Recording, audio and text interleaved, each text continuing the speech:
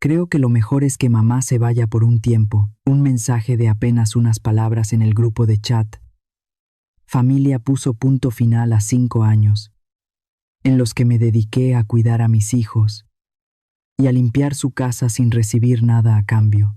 Mi nuera respondió con un frío símbolo de like, como una señal de acuerdo y triunfo. Yo solo respondí en silencio. Mamá entiende, mamá respeta eso. Y luego tomé mi maleta y me fui sola de la lujosa mansión que fue construida con el dinero de la venta de mi propia casa. Mi nombre es María. A los 64 años, nunca imaginé que sería expulsada como si fuera un mueble viejo por el mismo hijo al que protegí con todo mi corazón. Durante estos años, viví en silencio en la cocina moderna de Polanco, soportando el desprecio de mi nuera para mantener un hogar para mis nietos. Sigue mi historia hasta el final, para ver cómo recuperé mi dignidad. Y deja en los comentarios la ciudad desde donde estás viendo, para que yo sepa hasta dónde ha llegado esta historia. El sonido del tejolote golpeando contra el fondo de piedra del molcajete es algo que llevo en la sangre. Es un ritmo constante, casi como el latido de un corazón antiguo, aquí. En esta cocina tan moderna y reluciente de Polanco, ese sonido parece fuera de lugar. Las paredes son grises, frías, y todo brilla tanto que casi puedes verte la cara en las encimeras. Pero yo sigo aquí, moliendo el cacao, los chiles secos y las semillas para el mole poblano de mi hijo. Me pasé el vago de mi delantal bordado por la frente para secarme el sudor. Es un delantal que traje de Oaxaca, lleno de flores de colores que ya se están deslavando. Mis manos ya no son las mismas. La artritis me muerde las coyunturas cada vez que hago un esfuerzo. Pero hoy no me importa el dolor. Hoy mi Carlos tuvo un gran éxito en su proyecto, y quiero que al llegar sienta el olor de su casa, el olor de su madre. Miré la estampita de la Virgen de Guadalupe, que pegué con mucho cuidado en la puerta del refrigerador de acero inoxidable.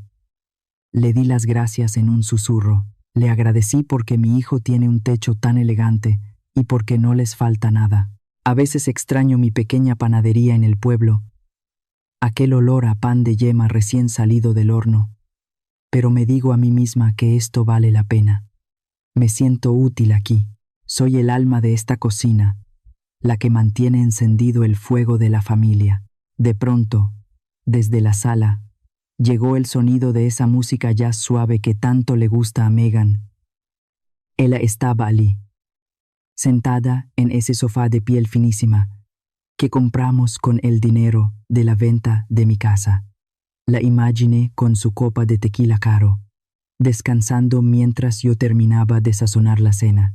Carlos entró a la cocina poco después. Esperaba que se acercara a darme un abrazo, un beso en la frente como hacía antes, pero no lo hizo. Se quedó parado junto a la barra de mármol, mirando su teléfono con insistencia. Cuando el vapor de la olla de mole le llegó a la cara, hizo un gesto extraño, como si el olor le molestara, como si ese aroma que antes amaba ahora fuera algo corriente, algo que apestaba su casa minimalista. Iba a preguntarle si el punto de sal estaba bien, pero no alcancé a abrir la boca. El sonido agudo y seco de una notificación de WhatsApp cortó el aire. Era un sonido moderno, metálico, que rompió la calidez de mis especias. Me limpié rápido, las manos manchadas de rojo oscuro en un trapo blanco. Mi teléfono, que estaba sobre la mesa, vibró con fuerza. Era un mensaje en el grupo que ellos llamaron La Familia Unida. Leí las palabras de mi hijo y sentí que el mundo se detenía. Mamá, hemos pensado que es mejor que te retires por un tiempo. Megan necesita espacio y todos necesitamos un respiro. Mis ojos se quedaron fijos en la pantalla. Antes de que pudiera entender el golpe, apareció otro símbolo justo debajo del mensaje de Carlos. Era un pulgar hacia arriba. Un simple like enviado desde la cuenta de Megan. No hubo una explicación. No hubo un gracias por estos 5 años cuidando a los niños, lavando la ropa y manteniendo la casa en orden. En mi cultura, A una madre se le respeta hasta el último aliento, pero allí, en ese mensaje, yo no era una madre. Era un estorbo que acababan de desechar con un clic. Me quedé parada en medio de la cocina, rígida como una estatua. El olor del mole empezó a cambiar. Un aroma a quemado comenzó a subir desde la olla, pero mis manos ya no se movieron para agitar la cuchara. Miré por la rendija de la puerta. Ellos estaban allí, sentados uno al lado del otro. Megan seguía deslizando el dedo por su pantalla. Indiferente. Carlos tenía la cabeza baja, la cara ensombrecida por la luz del celular, pero no tuvo el valor de levantarse y mirarme a los ojos. Me mandaron un mensaje porque no soportaban ver mis ojos cansados por el humo de su cocina. Usaron un icono frío para terminar con 5 años de servicio gratuito. Me sentí un nudo amargo en la garganta. No era por el picante del chile, era por la traición. Me di cuenta de que nunca fui parte de esta familia. Solo fui un recurso financiero que ya se había agotado. Y ahora que ya no tenían nada más que sacarme, me echaban. Con mis dedos todavía temblorosos, busqué el teclado y escribí 6 letras. Entiendo, respeto eso. Me iré. Antes de soltar el teléfono, mis ojos se desviaron al calendario que colgaba en la pared. Mañana. Mañana era el día en que el banco vendría a revisar las garantías del préstamo de negocio de Carlos. Toqué con suavidad mi viejo anillo de bodas. Recordé aquel contrato que firmé hace años, donde puse mi nombre como avalista principal de esta propiedad. Ustedes quieren espacio, pensé mientras miraba la espalda de mi hijo. Está bien, les voy a dar todo el espacio del mundo. Les voy a dejar una casa vacía. Pero recuerden algo. Cuando los cimientos se quitan, el castillo no tiene ninguna razón para seguir en pie. La noche se me hizo eterna. Me quedé sentada en la cocina, a oscuras. Después de haber tirado a la basura ese mole quemado, me dolió el alma desperdiciar la comida, pero ese plato ya estaba envenenado de tristeza. Las luces de la Ciudad de México entraban por el ventanal, dibujando sombras largas y frías sobre el suelo de mármol que yo misma había encerado tantas veces. A mi edad, las lágrimas ya no salen por los ojos, se quedan guardadas adentro para darnos fuerza. Me dediqué a limpiar cada rincón de la cocina por última vez, lavé cada plato, acomodé cada vaso con una precisión casi religiosa. Era mi forma de despedirme de este lugar que compré con mis ahorros, aunque mi nombre no figurara en las escrituras principales. Me preguntaba por qué no pudieron decírmelo de frente. Una cena, una plática cara a cara. ¿Acaso mis 5 años de trabajo no valían ni 10 minutos de su tiempo? Me di cuenta de que en este mundo moderno, el amor de un hijo puede borrarse tan fácil como se borra una aplicación del celular. Entré a mi cuarto, ese cuartito pequeño que está junto al cuarto de lavado. Megan siempre decía que era el cuarto de mamá, pero las dos sabíamos que era el cuarto de la sirvienta. Abrí mi vieja maleta de piel, la misma que traje del pueblo hace años. No empaqué ropa de marca, ni nada caro, solo guardé lo que de verdad era mío. Envolví con cuidado mi rebozo, ese que me regaló mi difunto esposo, y puse encima su foto en blanco y negro. También guardé mi rosario de madera, cuyas cuentas ya están gastadas de tanto rezar. Miré a mi alrededor, las sábanas de seda y la televisión que Carlos me compró para compensar sus ausencias se quedaron ahí. No valían nada. Eran solo adornos para cubrir el frío de su desprecio. A las 5:30 de la mañana, la niebla de la ciudad ya cubría las calles de Polanco. Bajé las escaleras con paso firme, haciendo que la madera crujiera bajo mis pies. Carlos estaba allí, de pie al final de la escalera. Tenía una taza de café en la mano y unas ojeras profundas. Se veía pequeño bajo la luz tenue de la entrada.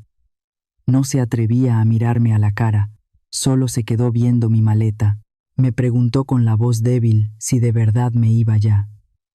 Me dijo que era algo temporal, que Megan solo necesitaba su estudio para trabajar. Lo miré directamente a los ojos. sin sombra de rencor, solo con una claridad absoluta. Le dije que no necesitaba explicarme nada. Le dije que él había elegido un pulgar arriba, en una pantalla, en lugar de elegir a su madre, y que yo solo estaba respetando su decisión. Desde arriba, vi a Megan asomarse por el barandal. Llevaba una bata de seda carísima y una sonrisa de satisfacción que apenas podía ocultar. No bajó a despedirse, se quedó allí, viendo cómo la mujer que le había servido durante años salía por la puerta. Ese pulgar arriba ahora se convertía en realidad. Arrastré mi maleta por el umbral de la puerta de madera de caoba. Escuché el sonido seco del cierre electrónico al sellarse. Ese fue el sonido del final, un sonido definitivo que me dejaba fuera de su vida. Caminé hasta la esquina y levanté la mano para parar un taxi amarillo, de esos viejos que todavía recorren la ciudad. Contrastaba tanto con la camioneta de lujo de mi hijo que se quedaba en la cochera. Cuando el coche arrancó, miré la casa por última vez por el vidrio trasero. Era hermosa, sí, pero estaba vacía de alma. Sentí una libertad extraña, una ligereza que no había tenido en años. Ellos creen que ganaron, pensé. Creen que al sacarme se liberaron de un peso, pero se les olvidó un pequeño detalle. Se les olvidó quién fue la que firmó como garantía de esa casa hace 5 años. Metí la mano en el bolsillo de mi abrigo y toqué el sobre de cuero negro que siempre llevaba conmigo. Puedo ser una madre amorosa, me dije a mí misma mientras el taxi avanzaba, pero no soy ciega. En este país, una madre sabe proteger a sus polluelos. Pero cuando esos polluelos se vuelven lobos, la madre también debe saber protegerse a sí misma. Este taxi no me lleva a un asilo, como Megan tanto quería. Me lleva a un lugar donde la verdad va a empezar a hablar muy pronto. El viejo autobús de segunda clase vibra con un quejido metálico que se siente en los huesos. Es un sonido ronco, muy diferente al silencio elegante de las camionetas de Polanco. A través del vidrio empañado por la humedad de la mañana, veo cómo los edificios gigantescos de la Ciudad de México se van quedando atrás. Poco a poco, el concreto se rinde ante el verde grisáceo de los campos de nopales y las montañas que parecen dormidas bajo la neblina. Aprieto mi bolsa contra el pecho. Ahí dentro, en un sobre viejo, está ese papel amarillento que es mi única ancla. Siento el motor retumbar debajo de mis pies. Un ritmo que me recuerda a los latidos de mi propio corazón cuando todavía tenía esperanza. Cierro los ojos un momento y el olor a humo de escape desaparece. En su lugar, me llega el aroma de la harina tostada y el perfume dulce de las bugambillas que cubrían mi barda hace 5 años. Me acuerdo de mi casita rosa. Estaba en un pueblo mágico, de esos donde el tiempo se detiene a echar la siesta. Las paredes eran de un color rosa mexicano tan encendido que brillaban bajo el sol. Tenía un portal ancho donde mis geranios rojos siempre estaban floreciendo. Allí, todos me conocían como Doña María. Tenía mi pequeña panadería. La llamé El Suspiro. Cada mañana, desde las 4, yo ya estaba hundiendo mis manos en la masa para hacer conchas y pan de muerto. En el pueblo yo era dueña de mis pasos. Tenía a mis amigas de la iglesia, el respeto de mis vecinos y la dignidad de quien se gana la vida con el sudor de su frente. Pero entonces llegó Carlos. Recuerdo aquella tarde de calor hace 5 años. Carlos llegó manejando su coche viejo.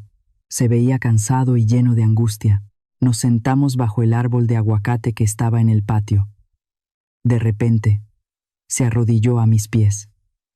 «Mamá», me dijo con los ojos llorosos, «no quiero que tus nietos crezcan en un lugar amontonado. Necesitan un futuro en la ciudad. Vende la casa, mamá. Vente a vivir con nosotros. Ya no vas a trabajar más. Vas a ser la reina de la casa». Megan, que en ese entonces fingía ser una santa, me tomó de las manos. Me prometió que tendría un cuarto donde entrara el sol y que saldríamos a caminar juntas por el parque todas las tardes. El padre de la parroquia me lo advirtió. «Hija», me dijo, «el patrimonio de los padres es lo que mantiene los pies en la tierra. Si vendes lo tuyo, te vas a quedar como pájaro sin nido». Mis amigas también me rogaron que no lo hiciera, pero el amor de madre es ciego y a veces muy tonto. El día que fuimos a la notaría, algo dentro de mí me pidió cautela. Hablé a escondidas con el abogado y le pedí que escribiera una cláusula pequeña. Ese dinero se contaba como una propiedad preferente. Carlos estaba tan emocionado mirando las fotos de la casa nueva que firmó todo sin leer, pensando que solo era un trámite más. Ahora abro los ojos y veo los campos de nopales pasar. Hace 5 años, mi hijo se arrodilló para pedirme ayuda. 5 años después, me mandó un mensaje para correrme. Esa reina que me prometieron resultó ser una criada que no cobraba sueldo. Cuando necesitaron mi dinero, yo era su madre adorada. Cuando el dinero se convirtió en paredes y lujos, me volví una vieja estorbosa que ocupaba el lugar de su salón de yoga. No voy a regresar al pueblo todavía. Tengo una cita con un viejo amigo de mi difunto esposo. Él tiene la llave que puede hacer que el castillo de naipes de Carlos empiece a temblar. Carlos, mijo, se te olvidó que yo te enseñé a dar tus primeros pasos. Hoy te voy a dar tu última lección. Nunca desprecies a quien te dio la vida entera. En esa casa de Polanco, yo aprendí a ser invisible. La mañana siempre empezaba a las 5, cuando la ciudad todavía es puro ruido de patrullas y frío. No había gallos que cantaran, solo el sonido metálico de la cafetera inteligente y el silencio helado de las paredes de mármol. Carlos y Megan siempre tenían reuniones con gente que hablaba de negocios y de cosas orgánicas. Yo encontraba copas de vino a la mitad y platos con sobras de comida carísima tirados por todos lados. Limpiaba todo en silencio, como una sombra. A veces me salía al jardín para darle migajas de pan a los pájaros, solo para sentir que algo vivo me miraba con cariño. En esa casa, hasta mi risa parecía molestar la paz que Megan necesitaba para su trabajo. Un día, Megan bajó a la cocina con su ropa de yoga, esa que parece una segunda piel. Ni siquiera me dio los buenos días, solo me puso un montón de ropa de seda en las manos. Me dijo que tenía que lavarlo a mano y con agua fría, que no fuera a usar la lavadora porque se echaba a perder. Luego llamó a Carlos. Le dijo en voz alta, para que yo escuchara, que ya no usara esos suavizantes de ropa con olor a jazmín que yo compraba. Dijo que olían a cosa barata y que ella era alérgica, que la casa necesitaba oler a aceites de toronja del norte de Europa. Me quedé ahí parada, apretando mi rebozo viejo. El olor a jazmín es el olor de mi pueblo, el olor de mis recuerdos. Ahora, para ella, mi olor era algo corriente y desechable. Carlos solo asintió mientras se tomaba un jugo verde, sin siquiera voltear a verme. Él no era el rey de esa casa, era un prisionero de sus propios lujos. Y me dejó sola frente a los desprecios de su mujer. Lo que más me dolía eran mis nietos. 2 niños preciosos que ya casi no hablaban español. Megan los metió en una escuela internacional donde solo hablan inglés. Cuando yo quería sentarlos en mis piernas para contarles historias de los aztecas o leyendas de mi pueblo, Megan me cortaba la palabra. Decía que no les metiera esas supersticiones en la cabeza, que ellos necesitaban ciencia y pensamiento moderno. Una tarde, el niño más chiquito me empujó sin querer y yo casi me caigo. Ahí entendí que en esa casa, un adorno valía más que la abuela que les hacía las tortillas a mano. Yo solo era la cocinera y la niñera que salía gratis. Recuerdo bien la fiesta de aniversario de su empresa. Carlos invitó a gente muy importante. Megan entró a la cocina y me dijo que, por favor, no saliera a la sala. Me dijo que mi estilo no iba con los colores de la fiesta y que explicar quién era yo a sus invitados de alcurnia era muy complicado. Me quedé encerrada en la cocina caliente, preparando cientos de bocadillos finos. Escuchaba las risas y cómo la gente los felicitaba por su buen gusto. Nadie sabía que ese buen gusto estaba construido sobre el sudor de una madre que cenaba un pedazo de pan seco en el rincón más oscuro de la cocina. El golpe final fue con mi Virgencita de Guadalupe.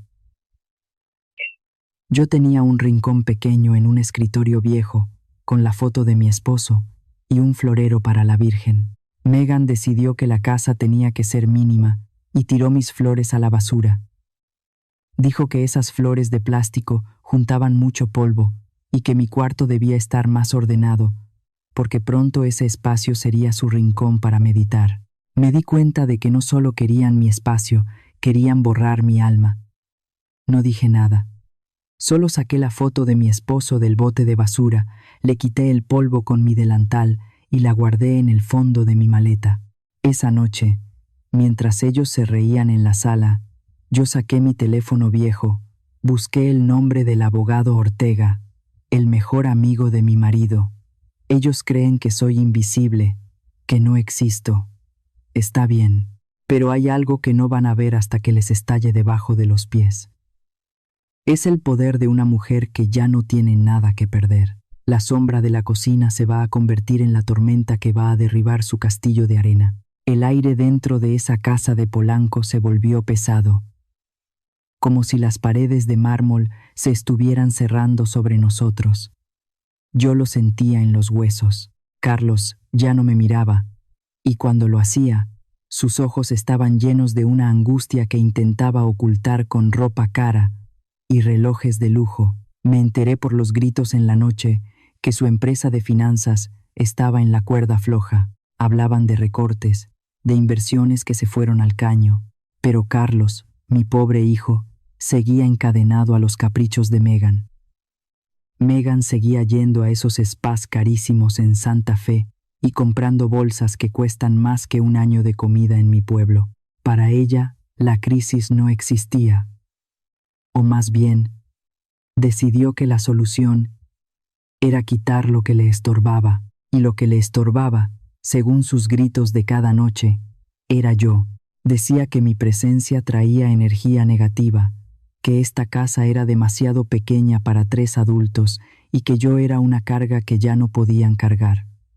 Un martes por la tarde, la humillación llegó a su punto más alto. Megan invitó a un arquitecto de esos que salen en las revistas. Pasaron frente a mi cuarto como si yo fuera un mueble viejo, un estorbo que no valía ni un saludo. Megan señaló mi puerta con su uña perfectamente pintada.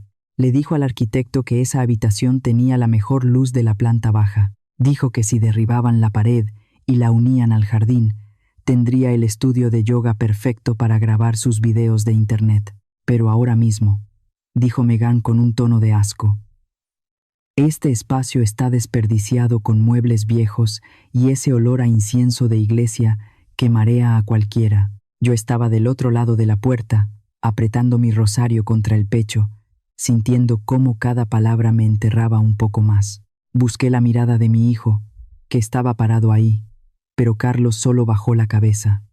Se quedó mirando sus zapatos de piel italiana. Callado, cobarde, no dijo ni una palabra para defender el derecho de su madre a tener un rincón donde dormir. Dinero de mi casa fue el que pagó ese suelo que él estaba pisando, y aún así dejó que me trataran como a una intrusa. Intenté arreglar las cosas esa misma tarde. Preparé un té de jengibre, de esos que calman los nervios, pensando que tal vez podíamos platicar como la familia que alguna vez fuimos. Me acerqué a ellos en la cocina. Pero antes de que pudiera ofrecerles una taza, Megan me arrebató la bandeja con un gesto violento. El té se derramó por el suelo de piedra, manchando todo, rompiendo la paz que yo intentaba construir. Megan le gritó a Carlos que hasta cuándo iba a permitir que yo amolara la casa. Dijo que sus amigas pensaban que yo era una sirvienta de pueblo y que eso le bajaba el estatus. Carlos, con la voz chiquita, alcanzó a mencionar que mi dinero había ayudado a comprar la casa. Pero Megan se puso como loca. Gritó que eso era mi obligación como madre, que era mi herencia para mis nietos y que ya se había pagado con creces. Le dijo que ya era hora de que él fuera un hombre y me mandara a un asilo o a un departamento chiquito en la periferia, donde nadie nos viera. Me sentí pequeña, como un trapo viejo que ya no sirve para limpiar. Me di cuenta de que para Megan yo no era una persona, era una deuda que ya quería liquidar. Regresé a mi cuarto en silencio, sintiendo que el aire me faltaba. La estocada final llegó a las 7:42 de la noche. Yo estaba sentada en mi cama, tratando de encontrar consuelo en mis rezos, cuando el teléfono vibró en mi regazo. Era un mensaje en el grupo de WhatsApp de la familia. Leí las palabras de Carlos y sentí un frío que me recorrió el alma. Mamá, hemos pensado que es mejor que te retires por un tiempo. Megan necesita espacio para recuperarse de tanto estrés, y nosotros queremos tener una vida más privada. No pasaron ni 2 segundos cuando apareció ese pulgar azul debajo del mensaje. Un like de Megan. Fue como si me hubieran cortado la respiración. Ni siquiera tuvieron el valor de tocar mi puerta. No me llamaron por teléfono. Me echaron de mi propia casa. De la casa que yo pagué con el sudor de mi frente en la panadería. Con un mensaje de texto, un simple dibujo de un dedo hacia arriba, fue el agradecimiento por 5 años de cuidarlos, de amarlos, de ser su sombra. La cobardía de Carlos y la maldad de Megan se juntaron en ese icono frío y digital. Me quedé mirando la pantalla hasta que los ojos me ardieron. Sentí que algo dentro de mí se prendía. Un fuego que ya no era de tristeza, sino de justicia. Entendí que el amor ciego de madre me había vuelto una víctima, pero que ese tiempo se había terminado hoy. Les di mis alas, les di mi sangre para que volaran alto, y ellos usaron esas alas para patearme hacia el lodo. Está bien, pensé. Me puse de pie y caminé hacia el cajón secreto de mi mesita de noche. Saqué el sobre negro con el sello de la notaría, ese que Carlos nunca se molestó en revisar. Con mis dedos firmes, escribí la respuesta en el teléfono. Mamá entiende. Mamá respeta eso.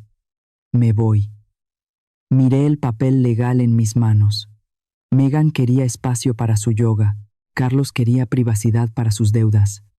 Les voy a dar tanto espacio que se van a perder en él. Les voy a dar una libertad tan grande que no van a tener ni un techo donde esconder su vergüenza. Esa noche no pude dormir, pero no fue por el dolor. Pasé las horas guardando mis cosas, pero lo que de verdad estaba empacando era mi dignidad. Estaba guardando el final de mi paciencia. Ellos creen que me voy derrotada, que me voy a un rincón a morir de pena. No saben que me voy con la llave que va a abrir la puerta de su propia ruina. Salí de esa casa a las 6 de la mañana, cuando el cielo de la Ciudad de México todavía tiene ese color grisáceo y el aire pica en la nariz de lo frío que está. Caminé por el pasillo de mármol con mi maleta vieja, haciendo el menor ruido posible. Megan y Carlos seguramente seguían durmiendo, celebrando en sus sueños que por fin le habían ganado la partida a la vieja estorbosa. No hubo despedidas con abrazos, ni lágrimas, ni bendiciones en la frente. No las necesitaba. Antes de cruzar el portón de hierro negro, me detuve un segundo. Me acomodé el rebozo con mucha calma y sonreí. Fue una sonrisa tranquila, la sonrisa de alguien que sabe exactamente lo que va a pasar a continuación. No busqué un refugio de caridad, ni me puse a deambular por las calles de Polanco. Pedí un taxi y le di una dirección que nada tenía que ver con hospitales o asilos.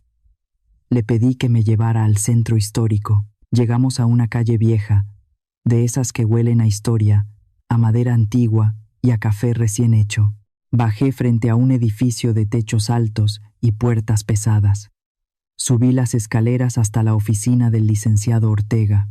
Ortega no solo es un abogado de los de antes, de los que todavía tienen honor, sino que fue el mejor amigo de mi difunto esposo. Es un hombre de pelo blanco como la nieve, con sus lentes de armazón de oro siempre puestos en la punta de la nariz. Me recibió con un abrazo de esos que te devuelven el alma al cuerpo. Pasó a su oficina. que estaba llena de libros de leyes tan pesados que hacían que las repisas se colgaran. Me sirvió una taza de café de olla, bien caliente y con mucho olor a canela. María, me dijo mientras me pasaba el azúcar. Te estaba esperando desde hace 5 años. Siempre tuve la esperanza de que tu hijo Carlos fuera lo suficientemente hombre para tratarte con dignidad. Pero veo que el dinero de la ciudad le borró la memoria y le cegó el corazón. Nos sentamos a revisar aquella carpeta de cuero negro que yo siempre guardé con tanto celo. Aquí está el secreto que Carlos nunca quiso ver. Me dijo que el amor de madre es eterno, pero que el papelito habla. Aquel dinero que yo entregué no fue una donación, ni un regalo. Fue una inversión de propiedad preferente. El licenciado me explicó con mucha paciencia los términos legales. Carlos usó la casa como garantía para pedir préstamos para su negocio, pero, como yo puse el 80% del valor original, mi apoyo financiero estaba condicionado a mi derecho de vivienda permanente en esa propiedad. Al mandarme ese mensaje de WhatsApp, al echarme de mi cuarto para hacer un salón de yoga, Carlos y Megan rompieron el contrato legal. Ortega puso frente a mí un documento nuevo. Se llamaba revocación de garantía. Al firmar ese papel, yo le informaba al banco que retiraba mi respaldo porque se habían violado mis derechos. Sin mi firma como avalista, el banco iba a calificar el crédito de Carlos como riesgo máximo de inmediato. La deuda se volvería impagable de un día para otro. Tomé la pluma fuente que perteneció a mi esposo. Sentí el peso del metal en mis dedos. Mi mano ya no temblaba. Cada trazo de mi firma era un año de sacrificio en la panadería. Carlos, mijo, pensaste que me estabas quitando un cuarto, pero en realidad te estabas quitando el suelo donde estás parado. Querías espacio, pues te voy a dar un espacio tan grande que te vas a sentir perdido en medio de tus deudas. El odio cansa mucho, y yo ya estoy vieja para eso. No iba a dejar que nuestro patrimonio terminara convertido en un estudio de yoga para que una mujer sin corazón grabara videos de internet. Al salir de la oficina de Ortega, me sentí ligera, como si me hubiera quitado un costal de piedras de la espalda. Busqué un cuarto pequeño, pero muy limpio, en un barrio de gente trabajadora. Era un lugar donde las señoras salen a platicar a la banqueta y los niños juegan fútbol en la calle. Un lugar con vida. Lo primero que hice al entrar a mi nuevo cuarto fue apagar el teléfono viejo. Saqué el chip de la compañía. Lo puse sobre la mesa y lo quebré a la mitad. Fue un sonido seco. Un crujido que se sintió como romper las cadenas que me ataban a la ingratitud de mi hijo. Me acosté en mi cama nueva. Sentí el olor a sábanas limpias y escuché las campanas de una iglesia cercana. Era la primera vez en 5 años que no tenía que preocuparme por si el olor de mi comida molestaba a Megan o si mis pasos hacían ruido en su piso de lujo. Mientras yo cerraba los ojos para dormir una siesta tranquila, me imaginé la escena en Polanco. Megan seguramente ya estaba con los arquitectos, midiendo mi cuarto, tirando mis cosas a la basura y soñando con sus espejos de yoga. Carlos probablemente estaba revisando sus correos de negocios. Ninguno de los dos sabía que en la oficina central del banco, un empleado ya estaba preparando una carta roja, un aviso de embargo que les iba a recordar que el poder en esta familia nunca estuvo en sus apariencias, sino en las manos llenas de harina de esta vieja que ellos despreciaron. El mañana les va a enseñar que una casa sin madre es solo un montón de ladrillos que se caen con el primer viento de justicia. Desperté a las 7 de la mañana. No fue el grito de Megan pidiendo su jugo verde, ni el llanto de mis nietos, lo que me sacó del sueño. Fue el canto de los gorriones y ese olorcito a elote asado que subía desde el puesto de la esquina. Abrí los ojos en mi cuarto nuevo, en este barrio donde las paredes no son de mármol pero se siente el calor de la gente. El color naranja de las flores brillaba con el sol de la mañana, como si ellas también estuvieran celebrando mi libertad. Me levanté sin prisas, preparé una taza de té de manzanilla y me senté junto a la ventana a ver cómo despertaba el mundo. Por primera vez en 5 años, sentí que podía llenar los pulmones de aire sin que nadie me juzgara por el ruido que hacía al respirar. La libertad no estaba en esa mansión de Polanco, ni en las sábanas de seda que me regalaba Carlos para callar su culpa. La libertad era esto: despertarme y no tener que cuidar mi cara o mis palabras para no molestar a nadie. Me sentí dueña de mis silencios por fin. Pasé 15 días disfrutando de ser invisible para ellos. Pero para el mundo, yo empecé a existir de nuevo. Caminé por las calles del centro, esas calles con adoquines que guardan el eco de mis antepasados. Entré a la catedral a rezar, no por miedo, sino por gratitud. Me senté en las bancas de piedra a platicar con las señoras que venden muñecas de trapo y bordados. Ellas me llamaban por mi nombre, Doña María, y me sonreían con la verdad en los ojos. Durante esos días, me pregunté muchas veces qué estarían haciendo allá en su castillo de arena. Me imaginaba a Megan, feliz en su nuevo salón de yoga, haciendo sus estiramientos sobre el piso que yo tantas veces limpié de rodillas.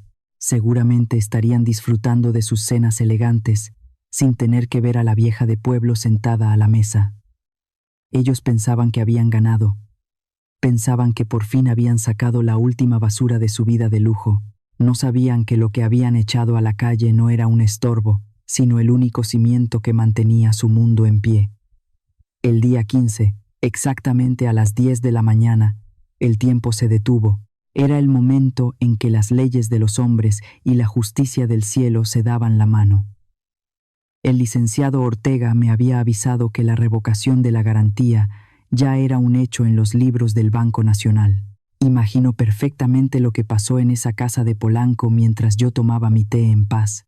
Puedo ver al cartero llegando en su moto vieja. Lo veo tocando el timbre y entregando ese sobre rojo, con el sello oficial que nadie quiere recibir. Veo a Carlos abriéndolo con las manos temblorosas. El papel decía con letras frías y claras que el avalista principal había retirado su apoyo, que al no haber garantía, el contrato de la hipoteca quedaba anulado por riesgo. El banco no pedía explicaciones. Pedía el dinero. $300,000 que Carlos no tiene. Toda la deuda de golpe, en 30 días.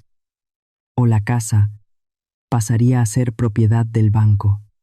El silencio de mi cuarto se rompió por el sonido de mi teléfono nuevo, ese que solo tenía el licenciado Ortega y por supuesto mi hijo, porque el abogado se encargó de enviarle mi nuevo contacto junto con la notificación legal. El aparato vibró sobre la mesa de madera con una rabia que parecía querer romperlo. Una llamada, 5 llamadas, 20 llamadas perdidas en menos de una hora. Luego empezaron a llegar los mensajes de voz. Escuché el primero. Era la voz de Carlos, pero no era la voz del hombre exitoso que me echó de su casa. Era la voz de un niño asustado, con un llanto ahogado que me dio un poco de tristeza, pero no la suficiente para perdonar. «Mamá, ¿dónde estás?», decía el mensaje. «Por favor, contesta. Llegó una carta del banco. Dicen que retiraste la garantía. Debe ser un error, mamá. Por favor, dime que es un error. Tenemos 30 días para pagar todo, o nos quitan la casa. Megan está como loca. Mamá, por favor, contesta». Me quedé mirando el teléfono mientras seguía vibrando. Me acordé del mensaje de WhatsApp de aquella noche. Me acordé del pulgar azul de Megan. En ese momento, ellos estaban felices, y yo no era nadie. Ahora que el techo se les viene encima, vuelvo a ser mamá. Me buscan porque tienen miedo. Me buscan porque necesitan que la vieja les resuelva la vida otra vez con su sacrificio. No contesté ninguna llamada. Borré los mensajes uno por uno, como quien limpia las cenizas de una fogata que ya se apagó. Mi hijo no me llamaba porque le doliera mi ausencia en la mesa. Me llamaba porque le dolía la posibilidad de perder su estatus, su camioneta de lujo y su casa de mármol.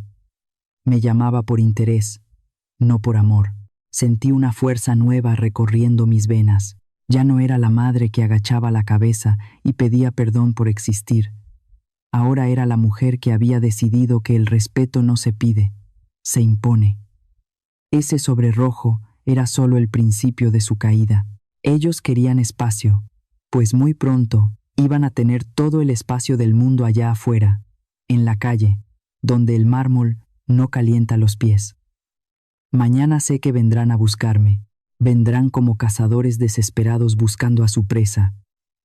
Pero lo que Carlos y Megan no saben es que la presa ya no tiene miedo. La presa ahora es la que tiene la llave de la jaula donde ellos mismos se encerraron con su ambición. Me acosté esa noche con una paz que no tiene precio. El mañana será el día del encuentro, y por primera vez en mi vida, no voy a ser yo la que pida clemencia. Yo estaba sentada en mi cuarto de la vecindad, con la luz del sol dándome en la espalda mientras bordaba un mantel de flores. En la radio se escuchaba Cielito Lindo, esa canción que siempre me hace sentir que todo va a estar bien. Pero de repente, un chirrido de frenos escandaloso cortó la música. Era el sonido de una camioneta de lujo, de esas que no pertenecen a estas calles de gente humilde. Carlos y Megan bajaron de la camioneta como si fueran dueños del mundo, pero sus caras decían otra cosa.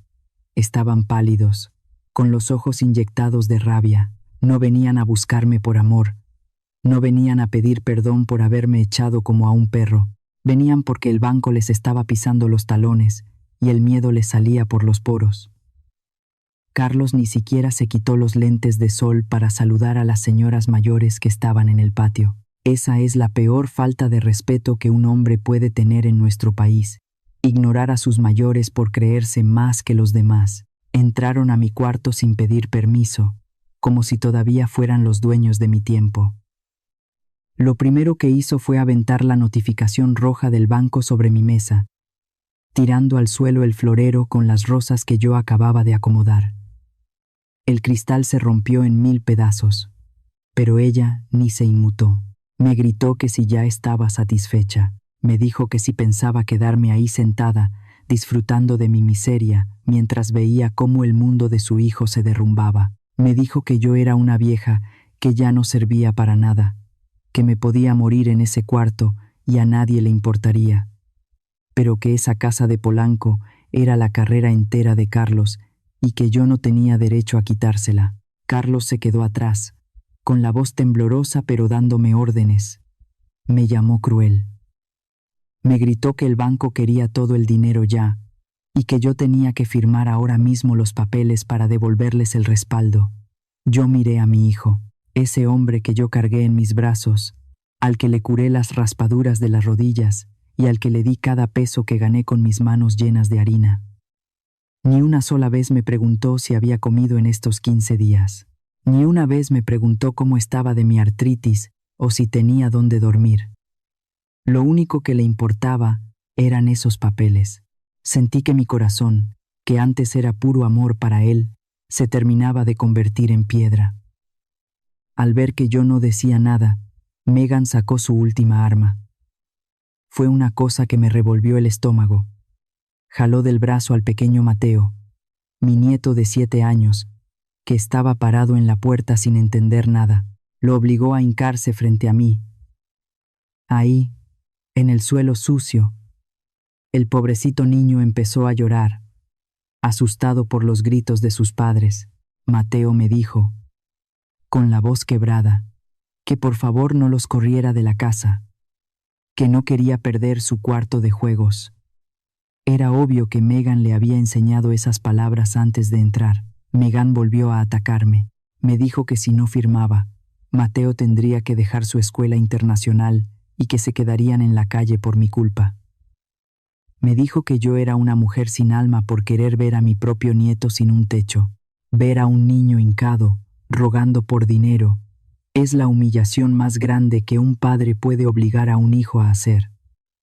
Me quité el delantal con mucha calma. Me levanté de la silla y sentí que mi estatura, la de una madre que ha trabajado toda la vida, se volvía gigante frente a ellos. No miré al niño, porque sabía que Mateo solo era un escudo que ellos estaban usando. Miré directamente a los ojos de Carlos, que se escondía detrás de sus lentes oscuros. Le dije a Mateo que se levantara, que él no tenía la culpa de nada, que la culpa era de sus padres, por ser tan cobardes de usar a un niño para tapar su propio fracaso.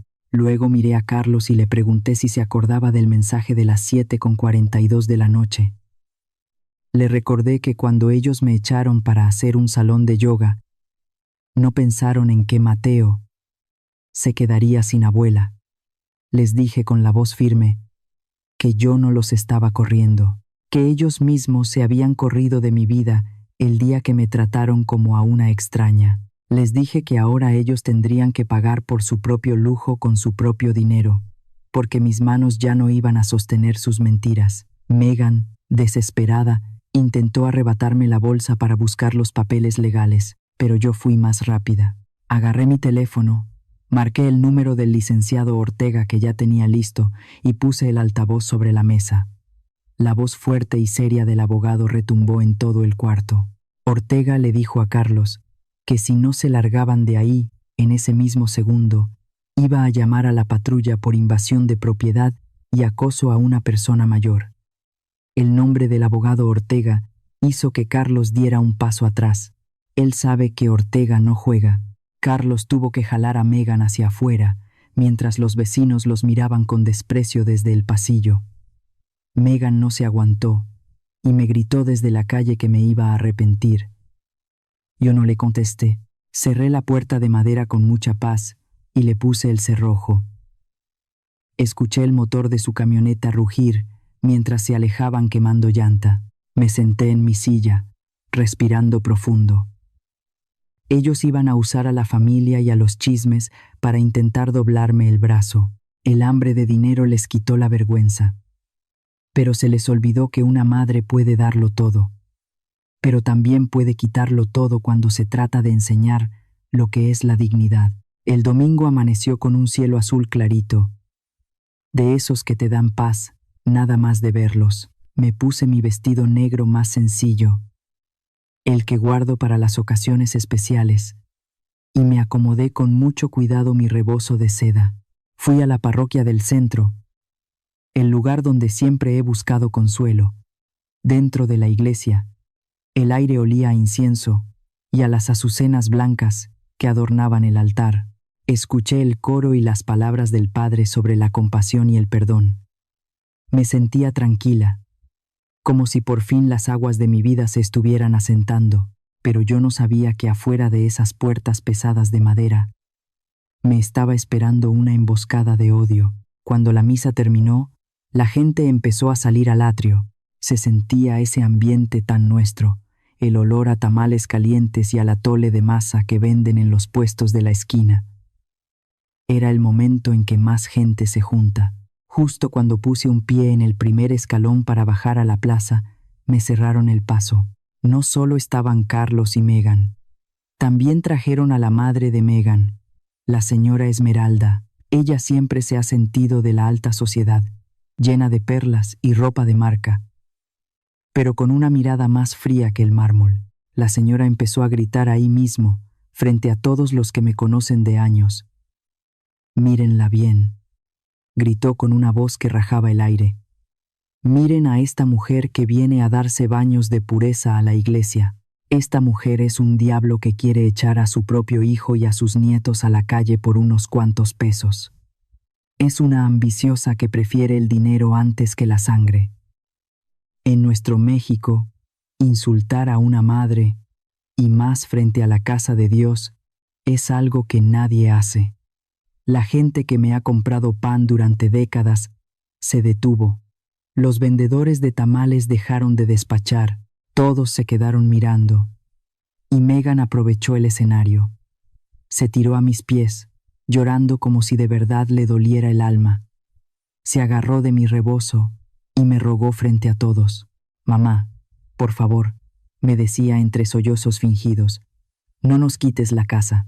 Te prometo que ya no voy a hacer mi salón de yoga, pero no dejes que mis hijos duerman en la banqueta. Firma los papeles. Mamá, por el amor de Dios». Carlos estaba ahí, a su lado. No decía nada, tenía la cabeza baja, fingiendo que le daba mucha pena la situación. haciendo el papel del hijo sufrido que tiene una madre de piedra. ¿Será cierto?, decían. Doña María se volvió loca por el dinero.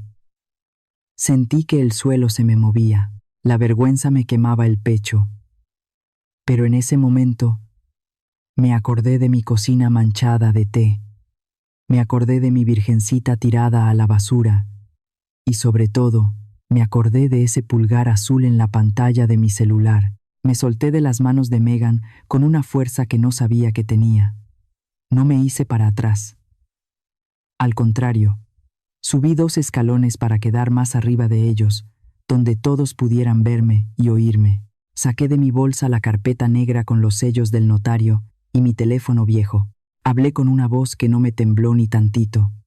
Una voz que sonó como las campanas que llaman a misa de gallo.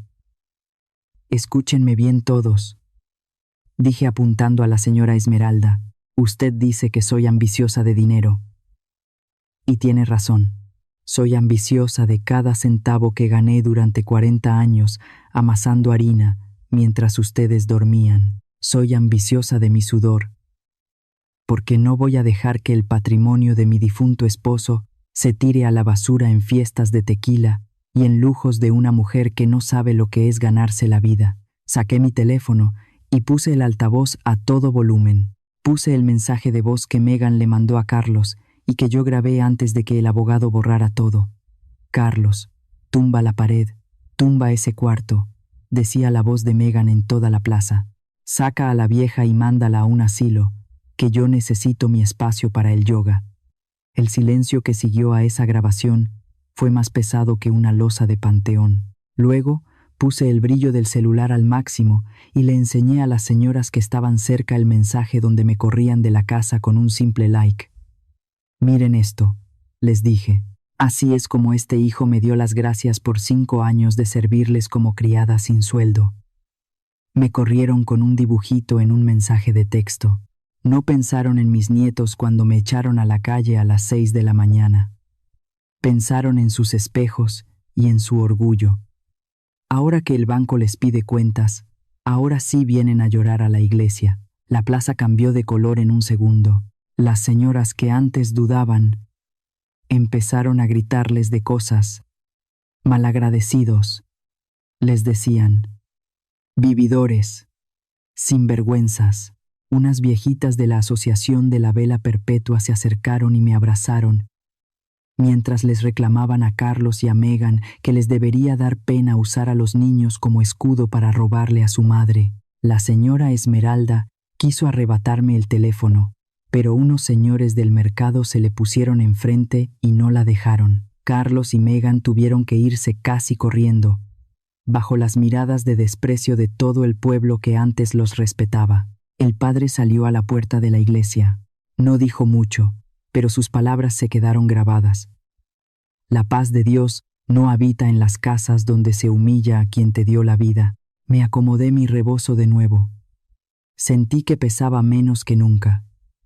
Bajé los escalones con la frente muy alta, caminando entre la gente que me abría paso con respeto. No volteé a verlos ni una sola vez. Hoy no solo gané una batalla legal, hoy recuperé mi nombre y mi honor. Ellos quisieron usar a mi gente para hundirme, pero se les olvidó que en este suelo la verdad siempre acaba saliendo a la luz por más que la quieran enterrar. La casa de Polanco ya se está cayendo, pero mi casita de dignidad tiene los cimientos más fuertes que nunca. Los 30 días pasaron volando, aunque para mí cada minuto tuvo el peso del plomo. Me quedé en mi cuartito, escuchando el tic-tac del reloj de pared y sintiendo cómo el tiempo le cerraba las puertas a mi hijo. Carlos no me llamó más. Megan tampoco. Seguramente se pasaron ese mes buscando dinero debajo de las piedras, rogándole a los amigos de etiqueta o buscando algún milagro que no iba a llegar. El silencio del banco era la señal de que la justicia no tiene prisa, pero siempre llega. Una mañana de lunes, el licenciado Ortega me llamó por teléfono. María, me dijo con una voz muy seria, se acabó el plazo. Me informan que Carlos no pudo juntar ni la mitad de lo que debía. El banco ya dio la orden. Hoy mismo van a poner los sellos de embargo. Me quedé muda un momento. Sentí un vacío en el estómago. No de arrepentimiento, sino de tristeza por ver en lo que se había convertido el niño que yo crié. Me puse mi abrigo gris, mis lentes oscuros, y tomé un taxi hacia Polanco. No iba para burlarme, ni para escupirle su derrota. Iba como quien va a un entierro, para ver con mis propios ojos cómo se acaba una vida construida sobre la mentira y la falta de respeto. Llegué a esa calle de gente rica, donde los árboles siempre están bien podados y el aire huele a dinero. Frente a la mansión de mármol, ya estaban los hombres del banco y un par de patrullas. Me bajé del taxi un poco lejos y caminé despacio.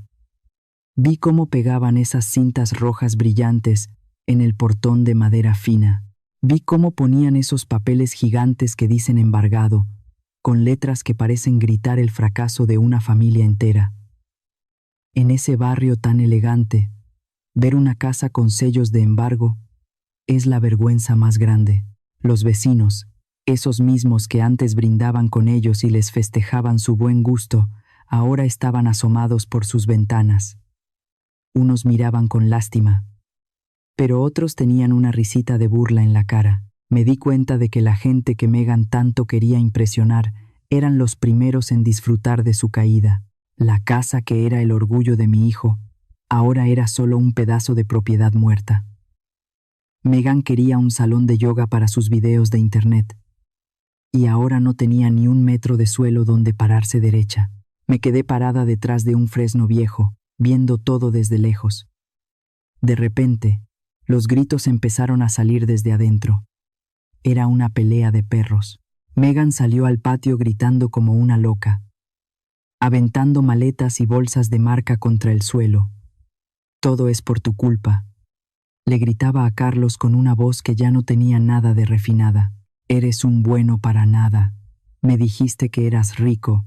Me dijiste que tu madre soltaría el dinero tarde o temprano. Ahora tengo que volver con mi mamá como una fracasada». Carlos salió detrás de ella. Se veía acabado, con la espalda encorvada y la voz ronca de tanto gritar. «Tú fuiste la que la corrió. Tú fuiste la que me obligó a pedir esos préstamos para tus lujos. Si no fuera por tu maldito like, mi madre todavía estaría aquí. Y esta casa sería nuestra». Su amor se les acabó en cuanto se les acabó la cuenta del banco. Me dio asco verlos. Se estaban mordiendo el alma por el dinero, echándose la culpa uno al otro de una maldad que cometieron juntos. El amor que tanto presumían resultó ser una pintura barata que se cayó con la primera lluvia de problemas. Llegó una camioneta vieja de mudanzas, de esas que cobran barato. Ya no había empleados uniformados para ayudarlos. Vi a Carlos cargando cajas de cartón rotas solo, sudando de vergüenza bajo la mirada de los policías. Vi a Mateo, mi nieto, parado en la banqueta abrazando a su oso de peluche. El pobre niño miraba cómo sus juguetes y su camita eran aventados al camión de cualquier manera. Megan le arrebató al niño del brazo y lo metió a empujones al taxi de su madre, la señora Esmeralda, que estaba ahí con una cara de funeral, sin decir ni pío. Quise correr y abrazar a Mateo, sacarlos de esa pesadilla, pero me detuve. Entendí que si los salvaba ahora, Carlos y Megan nunca aprenderían. Si yo ponía mi dinero otra vez para salvarlos, solo estaría alimentando a los lobos que mañana volverían a morderme la mano. Tienen que tocar el fondo frío de la calle para que entiendan lo que vale el sacrificio de una madre. Cuando la camioneta ya estaba llena y Carlos se disponía a subir, volteó hacia la calle. Por un segundo, nuestras miradas se cruzaron. Él se quedó tieso, como si hubiera visto a un fantasma. Soltó una caja que llevaba en las manos y se le cayeron todos esos diplomas y reconocimientos de plástico que tanto presumía en su oficina. Me miró con una cara de náufrago, con unos ojos que me suplicaban que lo sacara del hoyo. Megan le gritó desde el taxi que se apurara, que ya no tenían nada que hacer ahí. Yo no me moví. No le dije nada. Solo le hice un gesto leve con la cabeza, un último saludo para el hijo que yo amaba y que ya no reconozco. Me di la vuelta y me subí al taxi que me estaba esperando. Hay heridas que no se curan con un abrazo cuando ya se rompió el respeto. Hay casas que se caen y no deben volver a levantarse nunca más sobre el mismo suelo de soberbia. El licenciado Ortega me había mandado el comprobante del depósito. El banco ya me había devuelto mis $80,000, más los intereses de propiedad que logramos rescatar de la subasta administrativa. Ya no era una mujer sin casa. Tenía mi dinero, mi paz y mi nombre limpio. Carlos, pensaba yo mientras miraba los edificios pasar. Elegiste tu libertad sin tu madre. Ahora tienes todo el mundo para ti solo, pero ya no tienes hogar. Elegiste un icono azul en una pantalla y hoy recibiste tu pago de mármol frío. La torre se cayó. Pero en mi pecho, yo ya empecé a construir algo nuevo, una casita de verdad, donde nadie me va a correr con un mensaje de texto y donde el respeto será el único idioma que se hable. Me sacudí el polvo de Polanco de mis zapatos y respiré profundo. La justicia del cielo ya había terminado su trabajo. Ahora me tocaba a mí empezar a vivir de verdad. Regresé a la tierra, a lo que siempre debí ser. Con el dinero que el banco me devolvió, compré una casita en un pueblo tranquilo. De esos donde las calles todavía son de piedra y las paredes huelen a cal blanca. No busqué recuperar mi vieja casa rosa, porque esa ya cumplió su ciclo. Esta es una nueva vida, un rincón que solo me pertenece a mí. Puse geranios rojos en el portal. Los acomodé en sus macetas de barro colorado que brillan cuando les da el sol. Colgué la foto de mi esposo y puse a mi Virgencita de Guadalupe en el lugar más bonito de la sala. Con una veladora que nunca se apaga, ahora paso mis tardes hundiendo las manos en la tierra fresca, sembrando rosales y matas de chile para mis salsas. Es una sensación tan distinta, mis manos, que antes tenían que lavar las sedas delicadas de Megan con miedo de echarlas a perder. Ahora tocan la humedad del suelo y se sienten fuertes. Me di cuenta de que la felicidad no era vivir en una mansión con cámaras de seguridad y alarmas ruidosas. La felicidad es esta paz de tener las ventanas abiertas para que entre el aire del monte y escuchar el saludo de los vecinos que pasan por la calle. Aquí nadie me mira como si fuera una sombra o un mueble viejo. En este pueblo soy Doña María. Las señoras se detienen a platicar conmigo sobre el clima o sobre la cosecha. Nos sentamos a tomar café de olla con galletas de canela y nadie me critica por mi ropa sencilla o por mi modo de hablar. Recuperé mi nombre y mi lugar en el mundo. Volví a prender el horno, pero ya no para trabajar hasta el cansancio. Ahora horneo pan para regalárselo a los niños que salen de la escuela y para las fiestas de la parroquia. El olor a cacao y canela inunda mi cocina de nuevo, borrando para siempre ese sabor amargo de la traición que me llevé de la ciudad. Una tarde, cuando el sol ya se estaba escondiendo tras los cerros, el teléfono volvió a sonar. Era Carlos. Escuché su voz y sentí una punzada de tristeza. Pero ya no era ese dolor que te dobla las rodillas. Mi hijo me hablaba desde un departamento chiquito y feo en las orillas de la ciudad. Me contó, entre sollozos, que se quedó solo.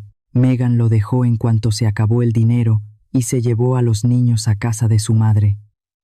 Él estaba hundido en deudas y en una soledad que se le salía por las palabras. «Mamá», me dijo con la voz quebrada, «ya me di cuenta de todo. Extraño tu comida. Extraño el olor de tu incienso. Extraño mi hogar. Por favor, mamá, déjame ir a vivir contigo. Te juro que voy a cambiar». Luego, usó el golpe más bajo. Me dijo que los nietos preguntaban por mí, que ellos estaban sufriendo mucho. En ese momento cerré los ojos muy fuerte.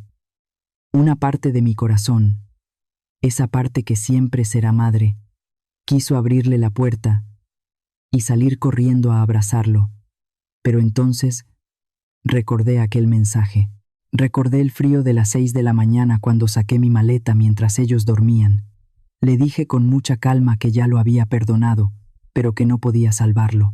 Carlos, le dije, ya tienes 35 años. Ya es hora de que aprendas a caminar por tu cuenta, sin apoyarte en mis huesos y en mi sacrificio. Esta casa es mi refugio, el lugar donde por fin soy yo misma. Puedes venir a visitarme de vez en cuando, pero no vas a traer tu caos ni tu ambición a este portal. Elegiste tu libertad sin tu madre. El día que enviaste ese mensaje, ahora tienes que aprender a vivir con ella. Colgué el teléfono sin dejar que me convenciera con su llanto. No le di ni un peso de mis ahorros. Ese dinero es mi fondo de dignidad, no un fondo de rescate para sus malas decisiones. Era una sombra firme, derecha. Entendí que amar a los hijos es darles alas, pero amarse a una misma es mantener los pies bien puestos en la tierra. Carlos creyó que el like de su mujer era el poder absoluto. Hoy, desde su ruina, entiende que el verdadero poder es el de una madre que sabe decir basta. Una tarde de domingo, mientras tomaba un chocolate caliente en los portales de la plaza, me encontré con la tía Carol. Ella era de las que más me presumía sus lujos en Polanco y la que puso un pulgar arriba cuando me corrieron. Se veía marchita, con su ropa de marca ya desgastada.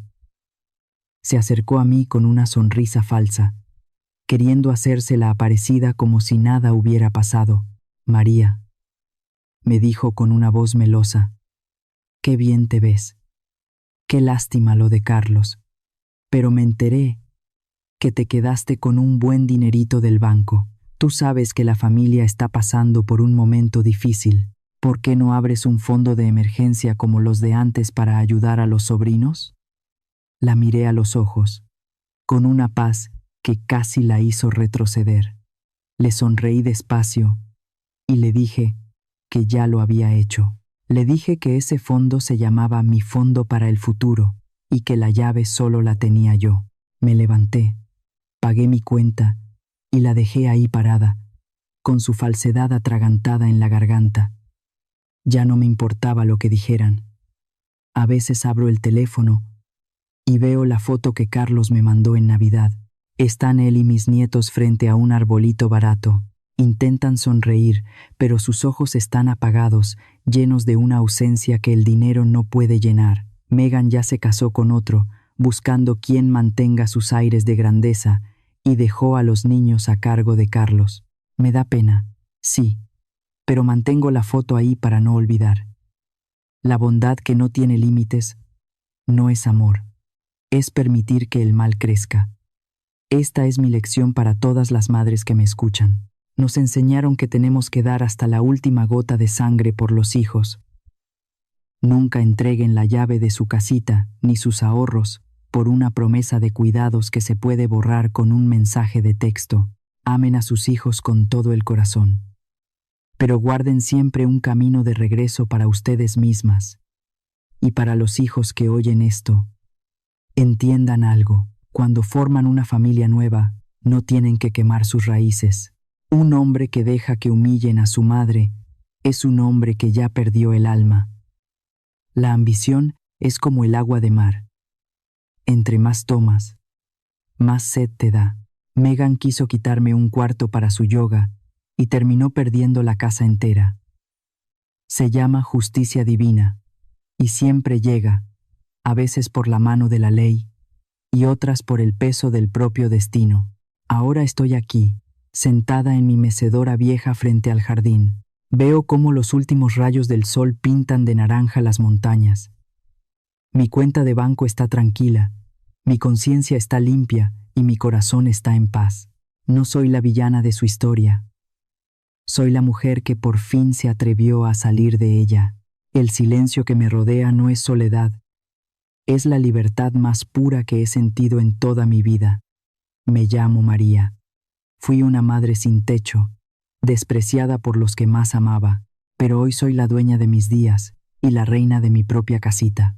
Y eso, queridos míos, es un tesoro que vale mucho más que cualquier mansión de mármol en la ciudad. Mi historia termina aquí, pero mi vida apenas está empezando de verdad. ¿Y tú qué piensas de la decisión de esta madre? Si estuvieras en su lugar, ¿habrías hecho lo mismo o habrías tomado otro camino? De verdad leo cada mensaje, porque muchas veces las reflexiones de ustedes también ayudan a otras personas que están pasando por algo parecido. Si esta historia te hizo pensar un poco en la familia, en el respeto y en el valor de una madre, regálale un like al video, compártelo con alguien que necesite escucharlo y suscríbete al canal para no perderte las próximas historias. Nos vemos muy pronto en la siguiente historia. Somos Antes del Silencio, un lugar donde compartimos historias para acompañarnos a lo largo de los años y recordar que, incluso después del dolor, siempre se puede volver a encontrar paz y fortaleza en el corazón.